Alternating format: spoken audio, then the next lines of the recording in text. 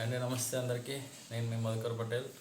ఒకరు రాష్ట్రాన్ని 10 సంవత్సరాల పాటు పాలించారు, మరొకరు అదే రాష్ట్రాన్ని 5 సంవత్సరాల పాటు పాలించారు, పక్క రాష్ట్రం. ఇవాళ ఇద్దరు కూడా రాబోయే మన పార్టీ అధికారంకి వస్తుంది, మన పార్టీ అధికారంలోకి వచ్చిన తర్వాత కార్యకర్తలను కంటికి రెప్పలా చూసుకుంటా, వాళ్ళ ఆర్థిక అవసరాలను కూడా చూస్తా, ప్రతి కార్యకర్తకు న్యాయం జరిగేలా నేనే దగ్గరుండి చూసుకుంటా అంటున్నాను. మరి ఎన్ని రోజులు ఎందుకు చూసుకోలేదు? మాట్లాడితే రాష్ట్రాన్ని అభివృద్ధి పదంలో నడిపించే కార్యక్రమంలో ఆ క్రమంలో కార్యకర్తలను మర్చిపోవడం జరిగింది అంటారు. మిమ్మల్ని అందలం ఎక్కించిన కార్యకర్తలను ఆ రోజు మర్చిపోయిన వాళ్ళు రేపు మర్చిపోరని గ్యారంటీ ఏముంది?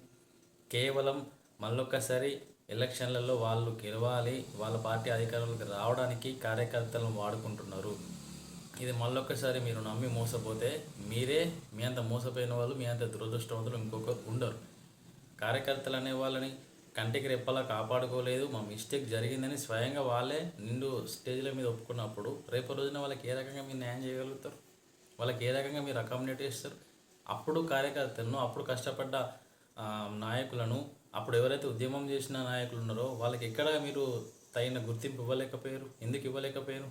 కేవలం మీ స్వార్థ రాజకీయ ప్రయోజనాల కోసం మళ్ళొక్కసారి కార్యకర్తలే నా బలం, కార్యకర్తలే మా గుండెకాయ అని మాటలు మాట్లాడుతున్నారు తప్ప కార్యకర్తలను వీళ్ళు పట్టించుకోరు. కార్యకర్తలు మళ్ళొకసారి మీకు చెప్తా ఉన్నాం, మీరు వాళ్ళ మాటలో నమ్మి మోసపోతే మీ అంత దురదృష్టవంతులు ఇంకొకరు ఉండరు. 10 సంవత్సరాల కాలంలో ఎక్కడ ఒక కార్యకర్తను ఆదుకోని వ్యక్తి, ఇక్కడ ఉద్యమకారులను ఆదుకున్నటువంటి వ్యక్తులు ఇవాళ వచ్చి రేపు రాబోయే ప్రభుత్వంలో మీకు నేను అండగా ఉండి మీ అన్ని అవసరాలకు నేను చూసుకుంటా అని పెద్ద పెద్ద మాటలు మాట్లాడుతున్నారు. మరి అప్పుడు ఎందుకు అనుకోలేకపోయారు? ఇవాళ అధికారం పోవడమే మంచి పని అయింది, కుండ వలిగింది, దొంగలో తెలిసింది అంటారు. అప్పుడు తెలియలేదా? తెలియదు. ఎందుకంటే అప్పుడు మీ చుట్టూరా ఉన్నది ఆ దొంగలే కాబట్టి. అసలైన ఉద్యమకారులను మీరు దూరం చేసుకోవడం ఫస్ట్ మొదటి తప్పు. ఆ తర్వాత ఎవరైతే ఉద్యమంలో చురుకుగా పాల్గొన్నటువంటి మీ కార్యకర్తలు, మీ పార్టీ ఉద్యమం, మీ పార్టీ స్థాపించిన అప్పటి నుంచి ఎవరైతే మీ వెన్నంటే నడిచిన కార్యకర్తలు ఉన్నారో అందులో ఏ ఒక్క నాయకునికైనా మీరు మంచి పదవి, మంచి కార్పొరేషన్ పదవిని ఇవ్వడం జరిగిందా? కేవలం ఆంధ్ర తొత్తులు, మళ్ళీ అంటున్నా, అటువంటి ఆ పార్టీలకు వ్యక్తులు, ఆ పార్టీలకు తొత్తులుగా వ్యవహరించిన వాళ్ళకి తప్ప ఎక్కడ కూడా పార్టీ కష్టపడ్డ కార్యకర్తలను గుర్తించలేదు. ఇది ఒక ఆ పార్టీలోనే లేదు, అన్ని పార్టీలలో ఉంది. కష్టపడ్డోడిని గుర్తించకపోగా జోకేవాని ఎత్తుకుంది గుర్తు.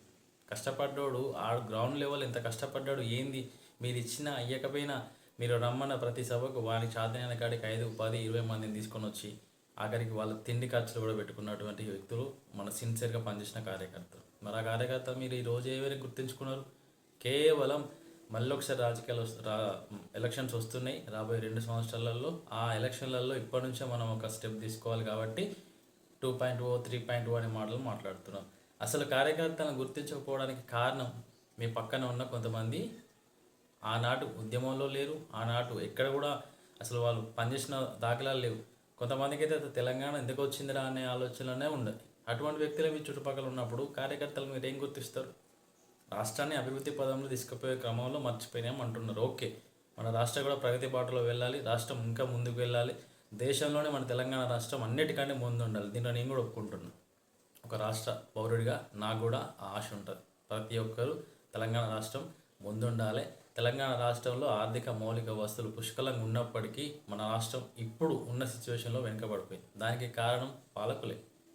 కేవలం మీ ప్రతి ఒక్క నాయకుడు చూసుకోండి, నేను మీకు అండగా ఉంటా, మన కార్యకర్తలందరినీ కాపాడుకునే బాధ్యత నాది అంటున్నారు. అసలు అప్పుడు ఎందుకు కాపాడలేరు అనేది కదా క్వశ్చన్. ఇవాళ మళ్ళీ వచ్చి మీరు ఆర్థిక అవసరాలు చూస్తా, ప్రతి కార్యకర్తకు, ప్రతి కష్టపడ్డ కార్యకర్తకు నేను గుర్తించుకొని తగిన విధంగా గౌరవిస్తా అంటున్నారు. ఏ రకంగా గౌరవిస్తారు? అది ఎవరు చెప్పారు? రేపటి రోజున పార్టీ అధికారాలకు వస్తే మళ్ళీ మిమ్మల్ని నిట్ట నిలువున ముంచుతారు. దగ్గర కూడా రానియకుండా గదే మళ్ళీ 20-30 కార్ల కాన్వాయ్ చేసుకొని తిరుగుతూ ఉంటారు. లోకల్లో ఉన్న మనల్ని చెప్పినా అంటారు. ఎమ్మెల్యే కోట ఒక సపరేట్ ఉంటుంది, ఆ కోటని మన దగ్గరికి కూడా పోనీయరు. ఇటువంటి వ్యక్తులు, ఇటువంటి నాయకుల మధ్యలో మళ్ళీ మీరు మోసపోవద్దని ఈ సందర్భంగా మీ అందరికి ఒక చిన్న విన్నపం. ప్రతి పార్టీలో ఉంది, ఒక పార్టీని మెచ్చుకొని ఒక పార్టీని తిట్టట్లే. ప్రతి పార్టీలో కార్యకర్తలను, కష్టపడ్డ కార్యకర్తలను నిట్ట నిలువున ఉంచుతూ ఉన్నారు. ఏ పార్టీ కూడా కార్యకర్త కోసం ఆలోచిస్తలేదు. అందలం ఎక్కేంత వరకే కార్యకర్త. ఒక్కసారి అందలం ఎక్కిన తర్వాత మిమ్మల్ని అందలం ఎక్కిన తర్వాత మళ్ళీ వాళ్ళు అదే కాళ్ళతో మనల్ని పైకి కిందిదంతా ఉండదు. కనీసం ఒక పని కోసం అప్లికేషన్ పెట్టుకుందామని సెక్రటేరియట్కో, పార్టీ ఆఫీస్కో, లేకపోతే వాళ్ళ క్యాంప్ ఆఫీస్కో వెళ్తే ఒకటి 2 రోజులు వెయిట్ చేస్తే అప్పుడు 5 నిమిషాలు 10 నిమిషాలు మనకు అపాయింట్మెంట్ ఇస్తున్నారు. ఇందుకోసమో మనం వాళ్ళ కోసం కష్టపడ్డారు.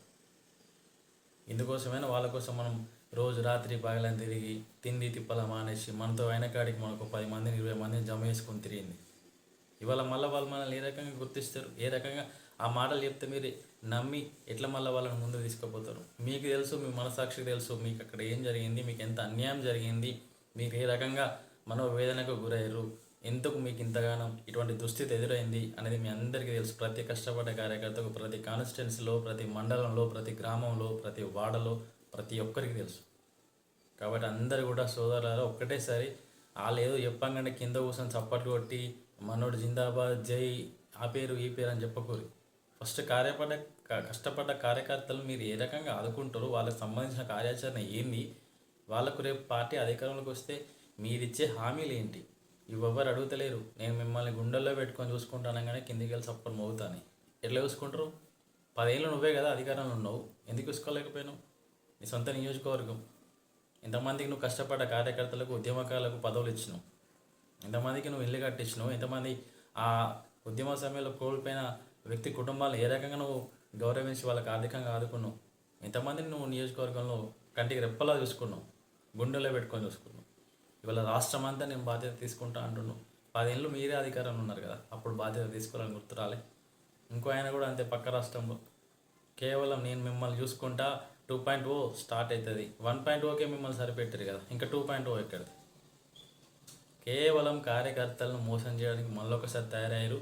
మీ రాష్ట్రం, మన ప్రాంతం అభివృద్ధి చెందాలంటే అక్కడ ఎటువంటి నాయకులను ఎన్నుకోవాలి, ఎటువంటి వ్యక్తులైతే మన ప్రాంత అభివృద్ధికి దోహదపడతారో వాళ్ళ కోసం మీరు కష్టపడండి.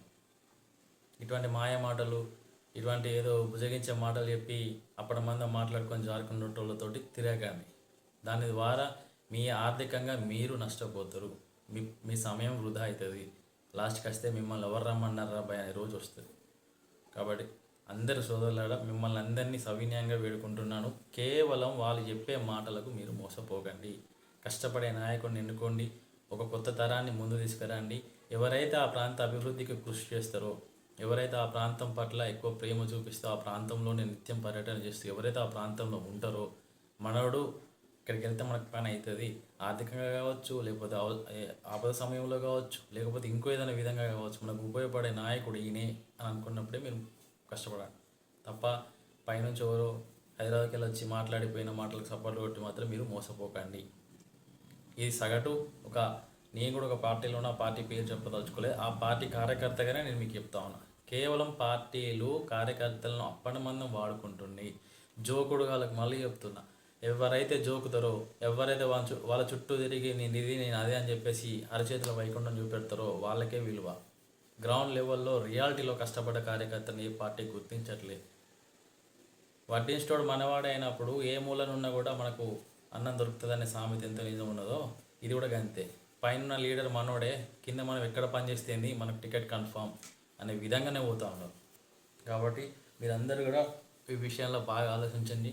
ఎవరైతే మన ప్రాంతానికి, మన గ్రామ అభివృద్ధి కావచ్చు, మన మండలానికి, మన నియోజకవర్గానికి ఎవరైతే పనిచేస్తారో వాళ్ళ కోసం కష్టపడండి. మీ సమయాన్ని, మీ మనీని వృధా చేసుకోకండి. వాళ్ళు చెప్పే ఊకదంపుడు ఉపన్యాసాలకి అసలే చప్పట్లు కొట్టి ఎంకరేజ్ చేయకండి. గట్టిగా గల్లబట్టి నిలదీసి అడగండి, మీరు ఏం చేసారు ఇన్ని రోజులు, ఇప్పుడు ఏం చేస్తారు, అప్పుడు ఏం పని చేసారు, ఏం అభివృద్ధి జరిగింది, ఎందుకు చేయలేకపోయారు, అప్పుడు అభివృద్ధి జరిగితే నిజంగానే ఆ ప్రతినిధులలో ఖచ్చితంగా అన్ని నియోజకవర్గాలు అభివృద్ధి చెందితే ఎందుకు మిమ్మల్ని ఓడగొట్టారు. ఈరోజు కార్యకర్తగా మన బాధ ఏంది, మన ఆవేదన ఏందని వాళ్ళకి వ్యక్తపరచుకోవాలి కదా. నేను ఆ పార్టీకో ఈ పార్టీకో కొమ్ము కాసి మాట్లాడట్లే, ఏ పార్టీకి సంబంధించి అన్ని పార్టీలను కలిపి. ఓకే ఫ్రెండ్స్, మళ్ళీ కలుద్దాం. మీ మధుకర్ పటేల్ తోట.